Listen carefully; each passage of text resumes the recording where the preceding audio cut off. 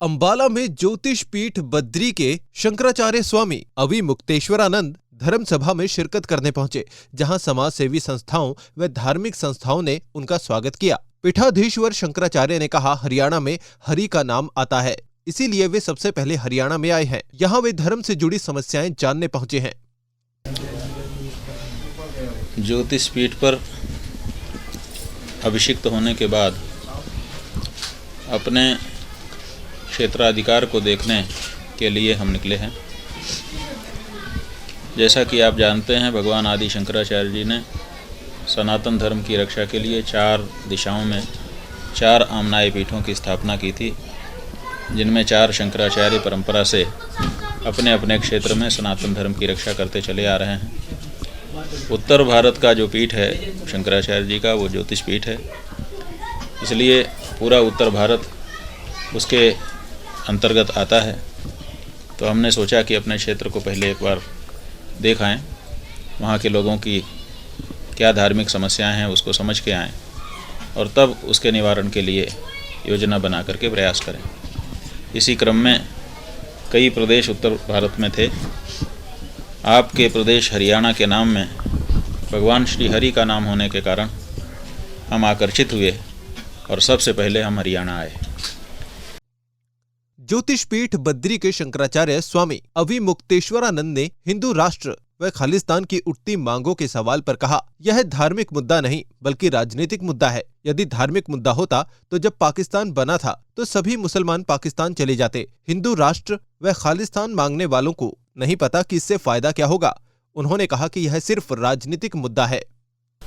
आप कहते हैं कि नहीं, हम अलग देश बना लेंगे। अलग देश बनाना ये एक राजनीतिक मामला है, ये धार्मिक मामला नहीं है। राजनीति की दृष्टि से कि अलग देश बन जाएगा तो हम वहाँ पर अपने ढंग से राज कर सकेंगे। आप देखिए, भारत से पाकिस्तान अलग हो गया इस्लाम के नाम पर। क्यों अलग हो गया? धार्मिक कारण से अलग हो गया। धार्मिक कारण से अगर अलग हुआ होता तो जितने मुसलमान थे सब वहाँ चले जाते, लेकिन नहीं गए।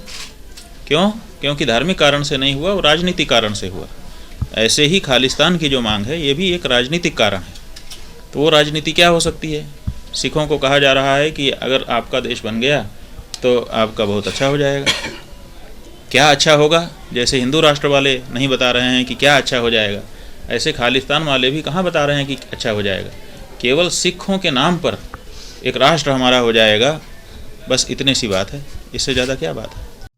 जोशीमठ में आई दरारों पर ज्योतिष पीठ बद्री के शंकराचार्य स्वामी अविमुक्तेश्वरानंद ने कहा, विकास के नाम पर विनाश करने वालों को समझ होनी चाहिए। सुविधा के लिए धार्मिक स्थलों को नुकसान पहुंचाया जा रहा है। ऐसी परिस्थिति में क्यों नहीं सरकारें गौ रक्षकों को चिन्हित कर लेती हैं? क्योंकि ऐसा नहीं है कि ये बहुत ऐसी संख्या है कि गिनी नहीं जा सकती है। गिने चुने लोग, जैसे अंबाला शहर है, गिने चुने गौ रक्षक हैं, तो क्यों आप चिन्हित करके उनको पहले से स्थापित नहीं कर देते हैं कि ये गौरक्षक के रूप में है, इनका किया माना जाएगा, बाकी अनावश्यक नहीं। और जिसको गौरक्षक बनना है पहले ये शर्त पूरी करके पंजीकृत हो, तब हम उसको गौरक्षक के लिए कहेंगे। तो चिन्हित कर दे, क्योंकि चिन्हित न किए जाने का परिणाम ये हो रहा है कि जो अपने गौरक्षक हैं उनके ऊपर शंका हो जा रही है कि ये असल में है कि नकल में है। तो ये बहुत बड़ी समस्या हो जाएगी आगे चल करके।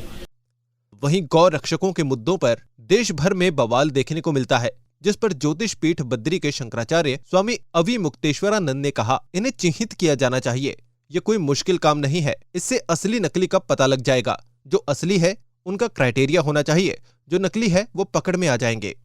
तो ऐसी परिस्थिति में विनाश न हो, पहले तो इसको रोकना है। विकास करने के लिए चले हुए आदमी का पहला काम है कि वो ये असेसमेंट करे कि ये जो मैं काम करने जा रहा हूँ विकास का, इससे विनाश नहीं होगा। लेकिन सबसे बड़ी समस्या है कि विकास के लिए लोग चल पड़ रहे हैं, सरकारें चल पड़ रही हैं, कंपनियां चल पड़ रही हैं, लेकिन असेसमेंट इस बात का नहीं होगा कि इससे विनाश क्या होगा। अब आप समझिए कि बिजली तो कहीं भी बन सकती है, बहुत सारे तरीक़ों से बन रही है, लेकिन ये जो नगर, आप जैसे जोशीमठ की बात करिए, जोशीमठ में जो 2500 साल पुराना कल्प वृक्ष है, कौन सी एजेंसी है देश में या विदेश में जो 2500 साल पुराना पेड़ बना के रख दे? है कोई? वो तो अपूरणीय क्षति हो जाएगी ना। इसी तरह से वहाँ का जो वातावरण है, जो लाखों वर्षों से, हजारों वर्षों से लोगों ने वहाँ जब तब करके बनाया है, वहाँ जाते ही लोगों को जो अनुभूतियाँ होती हैं वो एक दिन में नहीं हो गई हैं, वहाँ लंबे समय तो जब तब हुआ है उसके कारण होती हैं। वहीं काशी मथुरा में हुए कार्यों के दौरान मंदिर टूटने के मुद्दे पर शंकराचार्य ने सवाल खड़े किए और कहा कि विकास के नाम पर मंदिर तोड़े जा रहे हैं। इस दौरान उन्होंने कहा, हिंदू दो तरह के हैं, एक राजनीतिक व दूसरा धार्मिक। राजनीतिक हिंदू मंदिर टूटने पर जयकारे लगा रहा है, वहीं धार्मिक हिंदू को इससे पीड़ा हो रही है। अब समस्या ये है कि राजनीतिक जो हिंदू हैं वो धार्मिक हिंदू से अलग हैं, ये भी जान लीजिए। हिंदुओं में भी दो वर्ग विकसित हो रहे हैं, बहुत साफ अब दिखाई देने लग गया है। एक धार्मिक हिंदू है जो धार्मिक चीज़ों को संरक्षण चाहता है, और जो राजनीतिक हिंदू है वो दिखावा चाहता है, उसके लिए कोई मायने नहीं रखता है। इसीलिए काशी में जब काशी विश्वनाथ मंदिर में कॉरिडोर बनाया जाने लगा तो 150 से ज़्यादा मंदिर तोड़ दिए गए और उनकी मूर्तियों को भी तोड़ करके फेंक दिया गया। क्या ये कोई हिंदू कर सकता है? कोई धार्मिक हिंदू किसी हालत में किसी मूर्ति को अपने स्थान से हिलाएगा नहीं, क्योंकि हजारों वर्षों की वो प्रतिष्ठित मूर्तियाँ थी।